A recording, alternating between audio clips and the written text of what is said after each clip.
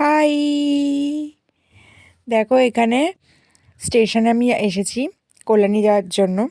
তো এখানে প্রথমে যাওয়ার পথেই দেখতে পেলাম পায়রাটা ওর বাসার জন্য টুকটুক টুকটুক করে কাঠি নিয়ে যাচ্ছে। তো ও ডেস্টিনেশনে চলে গেলো, তো আমরাও আমাদের ডেস্টিনেশনে এবার চলে যাব। আমরা যাব কল্যাণী। কিসের জন্য? What I it in a picnic shoot করার জন্য।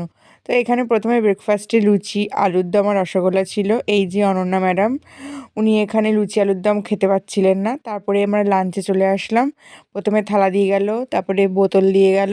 প্রথমে একটা ডিমের table with sauce, then rice, salad and chicken দিয়েছিল। আমি বেশি চিকেন নিইনি, কারণ আমার পেটে ব্যথা একটা সম্ভাবনা ছিল বলে। পনিরও নিয়েছিলাম। তারপরে লাস্ট পাতে চাটনি, পাঁপড় আর রসগোল্লা, এত তিনটে। সবার জন্য তিনটে ছিল না, আমার বন্ধুরা খাবে না বলে আমাকে তিনটে দিয়েছে।